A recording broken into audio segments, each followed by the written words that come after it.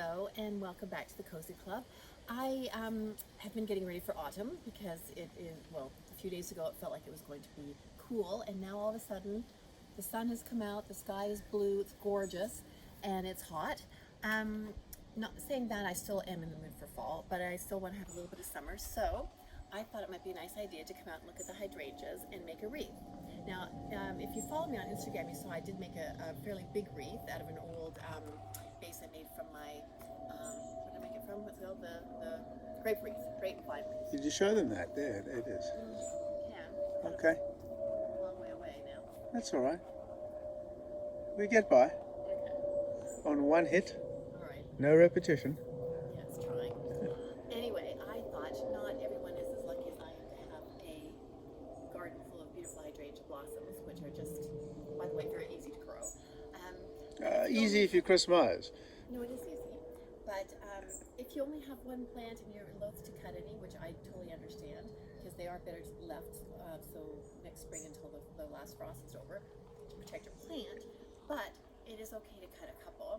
And if you only have one or two plants and you only want to take a couple of blossoms, I'm going to show you how to make a wreath with just one blossom. And you will enjoy it and love it as if you had a huge wreath of hydrangeas. So what you're looking for is your plant, your hydrangea blossom should be, I always call it leathery feel. So this is a fresh one and it's quite soft and delicate, where this one has got more leathery feel and it's very easy to scrunch and play with. It doesn't mind too much. So I'm going to grab a couple just to show you what to do. And I always like to get contrasting blossoms so that you have something pretty in your wreath. So I'll take that one and let me see. Go over here. Maybe I'll take this one. Oh, I just want to Look at this. just want to show them the barrel. It was a water butt, started leaking, and now it's become a sort of table at our front barbecue area. It's totally off Okay. topic on the Sorry, hydrangeas, off but topic, anyway. yes. So Story of my here's life. the other hydrangea. Now look, can you get this one? What you got there? Just the blossom, the blossom colors. Okay. See it? Yeah. Isn't that beautiful? It's like blotches of pink. So the two together look gorgeous. Oh, Okay. yeah. I'm also going to show you how to make a wreath from, I forgot the name now, firethorn? Yes, Is firethorn. it firethorn? Yeah. Pyracantha, anyway. Pyracantha, is the name. yes. But it's one of these plants that are very lethal. They have very sharp, horrible thorns. Don't we know it? So they're great to have if you have in your front garden. You want people coming in, but they do have a beautiful berry. So I'm going to show you On the a hydrangea wall, wreath. on a high wall, so you won't. Yeah, I know. Yeah, Yeah. but it is scary. What was I just saying now? Yeah, so I'm going to show you one of those and then a wreath with Okay. the hydrangeas. So come with me. Whatever. Here we go. And look at this poor thing. They need water already. One day of sunshine and they're desperate for water. And the wreath as well. Look at it. These I cut a few days ago and they're doing all right. From your new dahlia garden. But it's so lovely and cool in here now. Ah, very That's for nice. sure. Okay. Come in. Yeah. You gonna shut the door? No, let the air come in, it's fine. Okay. So here we go. So I'm gonna hide the wreath first. All right, good idea. Now you'll notice that the other side of the auger, which is switched off at the moment, because one of my cornerstones is hate waste. And so we had it converted to electric, so we can switch it off on warm You can days when imagine we're how not excited cooking. I was about this project. Not at It's all. a third child to Chris, Oh, anyway, but we made do and we mended. yes, we did. Anyway, it's done. Let's not talk about it. Okay. Okay, so I was saying about the firethorn. So this is the pyracantha that I was telling you about. So I've taken off just the blossoms, or the berries rather. So you, the thorns are on the twigs rather Just than be the very blossoms. careful when you Yeah. take it off the bush, because those But thorns are these really... can be found quite easily. I see you've been painting as well with your Yes. hands. Anyway, I'm going to show first the hydrangea.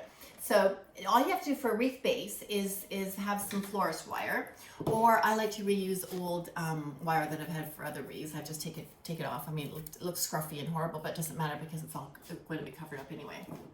So I've just wrapped this around a tin to get the round shape, and then wrapped the wire over, so it's all easy and doesn't look like anything. If you want, you can take some green gingham and wrap it around as well. But you know, to be honest, it does look nice, but you're not really going to see it at all once the hydrangea and pyracantha are on the wreath. So it's up to you, but this is what I do. So all you have to do, so you've got your one thing. I've taken two.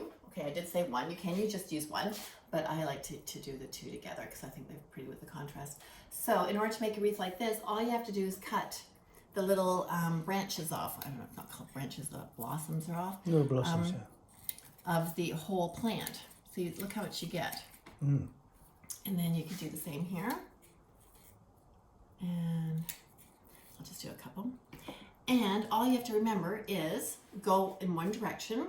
Now you can, if you want to, put your hanging string or gingham fabric ribbon, or whatever you want, which is what ribbon. I could do, ribbon, Yeah. but I'm not going to do that now. Doesn't matter. Okay. You can do it before or after. It's up to you. Or you can just use wire if you don't want to have anything noticeable hanging from it. But yeah, so all you're going to do is that, and so you've got your little branches like this. Remember to go in one direction only, and just take a bit of your string. Your wire, and not too much because you can always add more wire. It's just easier to work with if you don't have to. It's like having a too long string when you're sewing. Not a good idea. So I wouldn't know that. Put your wire on first so it's nice and secure. Again. Okay.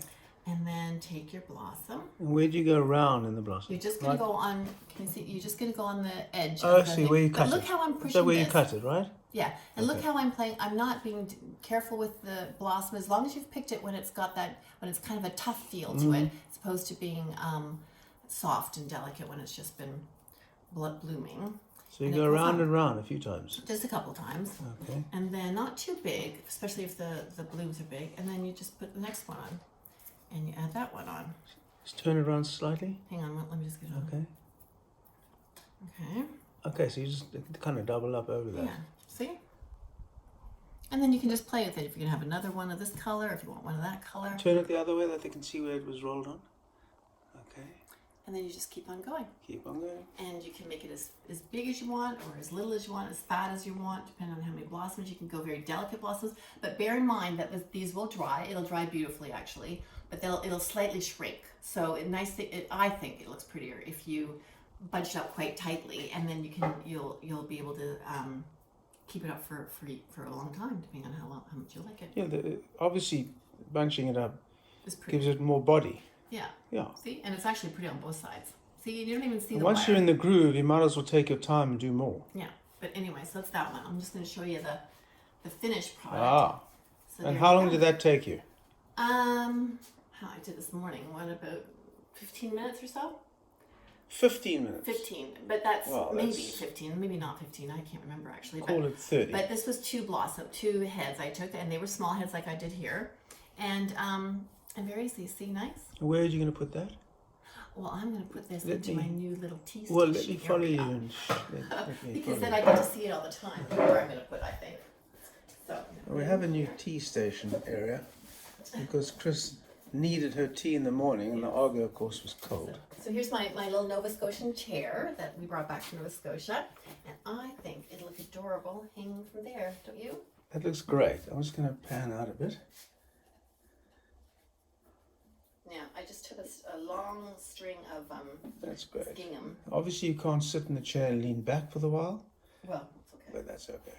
Not that I do that much anyway. There. That's sweet. Very Now you sweet. can make it into a bow or something if you So- want to, but So, most of you will realize that this used to be in the kitchen, which in an area now that's been replaced by a fridge. So, I Yes. took the fridge out here and put it in the kitchen. Okay, but did you zoom in on? I zoomed in. I Yeah. zoomed in. I love it. Wonderful. And the color of the wall is French gray, which actually goes so well with that wreath, doesn't it? It looks great. I love it. Okay. I'm tempted to make a whole bunch of little wreaths. Anyway, I'm just going to so reverse out here. the same idea Oh, goes full. with the hello, Hello, hello. Mr. Meyer. Sorry, I'm just reversing but not falling. in our pan this way, yeah. Yeah. All neat and tidy, yeah? Yes, it is. So I just wanted to say that to do the pyracantha is exactly the same process. You've got your berries, and you get your wire, a little bit of wire, click it on, make sure it's secure, and do the same thing. And this one is slightly more delicate because the berries do come off, but there's so many of them it doesn't really matter. And again, I'm not being especially careful, you know, and I like to leave a little bit of the green on there too, because I think that looks really pretty. Very. And then you just keep it Oh, going. you can go actually in between the berries. Yeah, go in between. You can go on top of. And be a little cruel with the berries. Well, they're not being cruel to the berries. But anyway, it just looks really sweet when you keep adding on to that. And I will show you the finished version, which I hung in the living room, which is over here. So there you go. See the there. That's outstanding. And that's been hanging for a day now, and it still looks fresh and pretty.